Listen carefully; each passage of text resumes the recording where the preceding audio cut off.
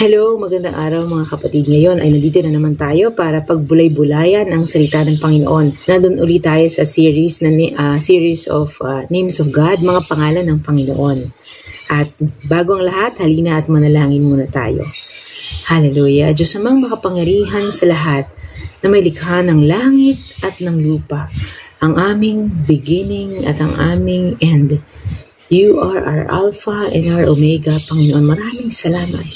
Ikaw ang aming Diyos na may likha ng langit, ng lupa, ang nagbibigay buhay, Panginoon. Hallelujah. Napaka-makapangyarihan ninyo. Sa oras na ito, Ama, we invite your presence, Panginoon. Habang kami ay nagbubulay-bulay ng inyong salita, bigyan niyo po kami ng wisdom na nagmumula sa inyo by the power of the Holy Spirit, Panginoon, para mabusog kami ng inyong salita at maigawa namin ito sa aming mga buhay, mabigyan ng katarungan at mabigyan ng way kung paano ito may apply sa aming buhay sa araw-araw at mamangha kami once again, Panginoon, sa kung anong klaseng Panginoon mayroon kami. Hallelujah. Ama, sinabi niyo po sa inyong salita na may kung 2 o 3 nagkasama sa inyong pangalan sa panalangin, kayo ay nasa aming kalagitnaan. Ngayon, Panginoon, we invite your presence. Hallelujah. Salamat po. In Jesus' name we pray. Amen. Amen. Ngayon, kapatid, pag-aaralan natin ang meaning ng Jehovah. Ano ba ang meaning ng Jehovah? I am the great I am. Sabi niya, I am the all-sufficient one. Ibig sabihin, ako pa lang ay enough na. Wala siyang pinanggalingan at wala siyang pinagmulan. Imaginin mo ang Panginoon, I am. Diba? Sa munting boses niya, sa tinig niya, nagbibigay buhay, naghahawi ang dagat, humihinto ang storm. Diba? Gumagaling ang may sakit. I am the all-sufficient one. Ibig sabihin, hindi tayo kailangan ng Panginoon. Siya pa lang sa sarili niya, sufficient na siya. Enough na siya. Diba? Siya ay ang ating manlilikha. Diba? Lagi ko ang sinasabi. Wala tayong maitutulong sa Lord. Sa Kanya, nagmumula ang lahat ng bagay. That's the meaning of I am Jehovah. Halina kapatid at basahin natin sa ibang verses. Basahin natin sa Exodus chapter 3 verse 14. Okay? Sumagot ang Diyos kay Moises, ako nga ang Diyos na ganoon pa rin. Ito ang isagot mo sa kanila. Ang Diyos na ganoon pa rin ang nagpadala sa akin. So, amen. He is the great I am, di ba? Ako. Ikaw ba masasabi mo ba yun sa iyong sarili? Hindi, di ba? Siya lang. Siya ang Panginoon. Kapatid, yan din ang nasusulat sa Exodus pa rin. Exodus chapter 6 verses 2 to 4. Sinabi pa ng Diyos kay Moises, ako ang Panginoon. Nagpakita ako kina Abraham, Isaac at Jacob bilang makapangyarihang Diyos. Pero hindi ko ipinakilala sa kanila ang pangalan kong Panginoon. Gumawa ako ng kasunduan sa kanila na ibibigay ko sa kanila ang lupain ng Kanaan kung saan sila nanirahan bilang mga dayuhan.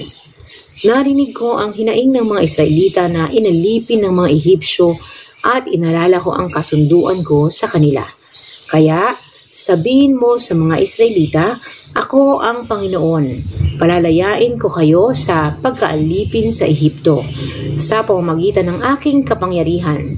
Matinding parusa ang ibibigay ko sa mga Ehipsyo at ililigtas ko kayo sa pagkaalipin. Diba sabi niya, I am, ako ang Panginoon. Amen? Hallelujah. Kapatid, so, the great I am has no beginning. Walang pinanggalingan ng Diyos at wala rin siyang katapusan. Ang kapangyarihan niya, ang presensya niya, amen, humihinto ang lahat ng bagay.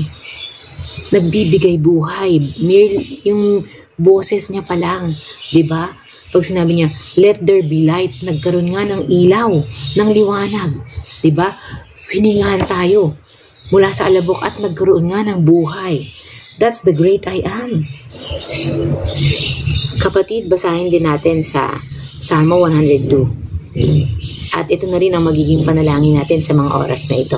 Yung ating Jehovah o the great I am, diba? The all-sufficient one na ating Panginoon. Sa sarili niya, enough na siya. Pero pinili niya pa rin tayong maging anak niya.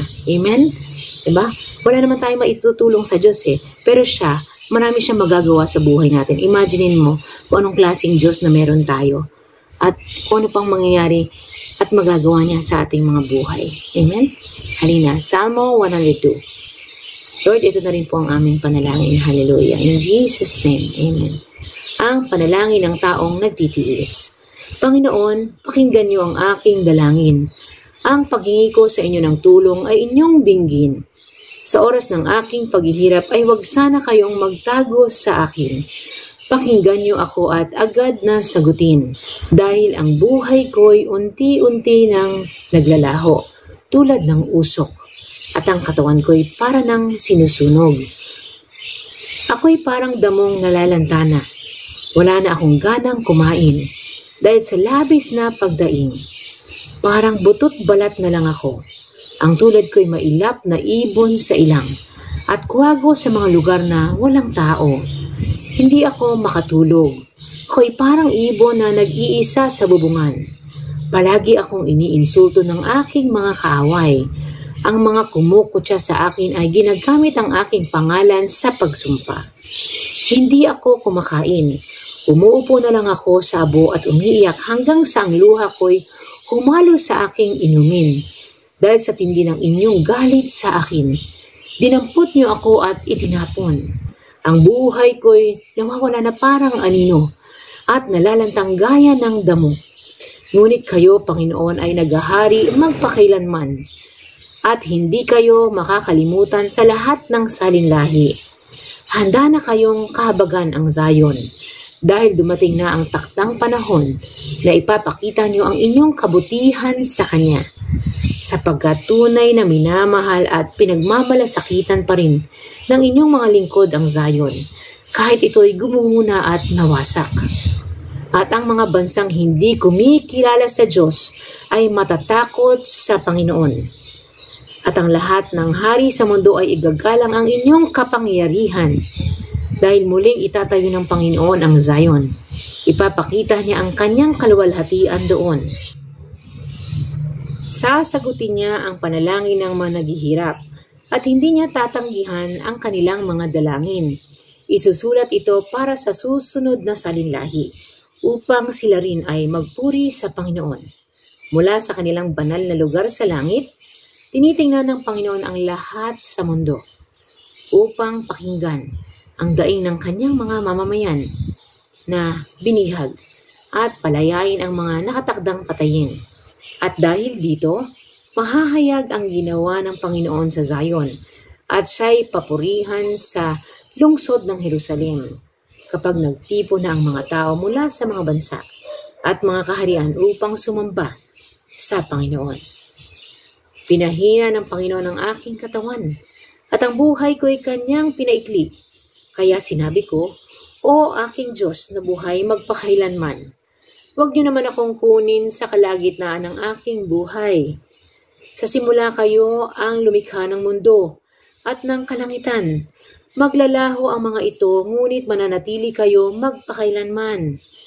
Maluluma itong lahat tulad ng damit, at gaya ng damit, ito'y inyong papalitan. Ngunit hindi kayo magbabago, at mananatili kayong buhay magpakailanman.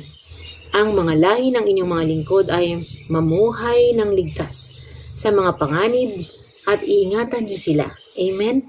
So ang Panginoon, di ba, maglalaho ang lahat, kapatid. Kahit tayo, pero we will be in the presence of God. Thank you, Jesus, di ba? Pero ang Panginoon, walang kamatayan. He is the great I am. Ako ang Panginoon, di ba? Siya lang, with all confidence, with all due respect, honor, ang makapagsasabi niyan. We serve a God, kapatid, na makapangyarihan sa lahat. Walang beginning, walang ending, walang pinagmulan, at walang katapusan. Yung katapusan, hindi lang life. Diba? Walang katapusang kapangyarihan, power, diba? Love, mercy, grace. Kung yun ang Panginoon natin, anong magagawa ng Panginoon sa buhay natin? Marami. Maraming magagandang bagay ang magagawa ng Panginoon na sa buhay natin. Sa gitna ng hirap, sa gitna ng ginhawa, nandoon ang Panginoon, kapiling natin. Amen? At hindi niya tayo kailanman tatalikuran. Hallelujah. Kapatid, sana natuwa ka at naengganyo ka kung anong klaseng Panginoon meron tayo. Diba? Hindi siya nababago. kailanman. Kung man ang kailangan mo ngayon sa mga oras na ito, our great I am will answer your prayer according to His will, for His glory and for your good. Hallelujah. God bless you, kapatid.